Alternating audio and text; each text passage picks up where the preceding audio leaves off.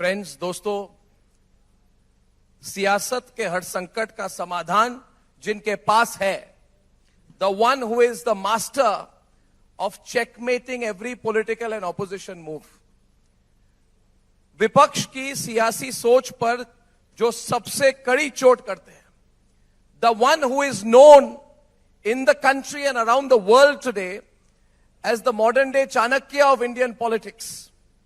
हमारे साथ आज we are very privileged, we are very proud, we are very happy, Amit Shah ji. And we have waited for this a long time, that from your busy schedule, your very, very busy schedule, you have taken time to be with us at the Republic Network Summit. So, बहुत धन्यवाद, and let us start with a round of applause for him. Amit Shah ji, we are very happy today. We are very happy. बहुत सवाल हुए थे आज कि will he make it, will he come? He is so busy. There is a cabinet meeting. Prime Minister is in Jammu and Kashmir, but you are here, and we are very happy.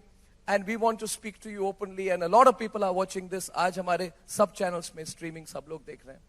तो I'll start with my first question, Amit Shah ji.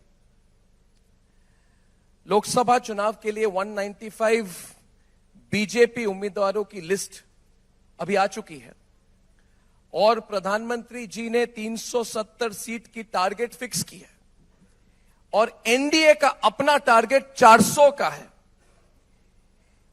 सवाल मेरा यह है अमित शाह जी कि ये जो target है, ये लक्ष्य जो है, ये सेंटिमेंट्स को लेकर है, उसके आधार पर है, या फिर कोई state to state detailed political mapping भी की गई है?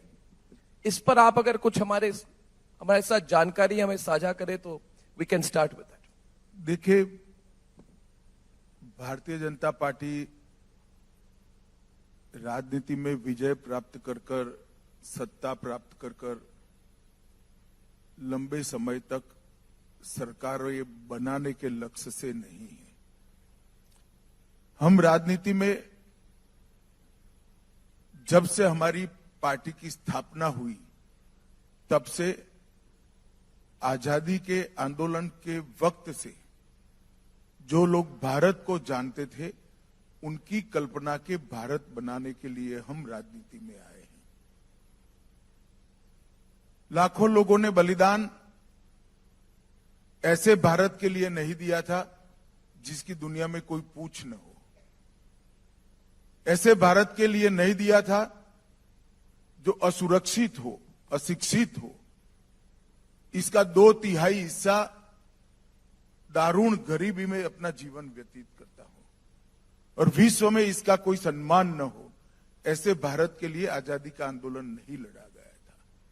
आजादी का आंदोलन एक सशक्त, समृद्ध, सुरक्षित, शिक्षित और विश्व गुरु के स्थान पर बैठे हुए भारत की रचना के लिए लड़ा गया था, और उसी लक्ष्य के लिए हम राजनीति में हैं, और उसी लक्ष्य के लिए हम काम कर रहे हैं. जहां तक ये सीटों का सवाल है,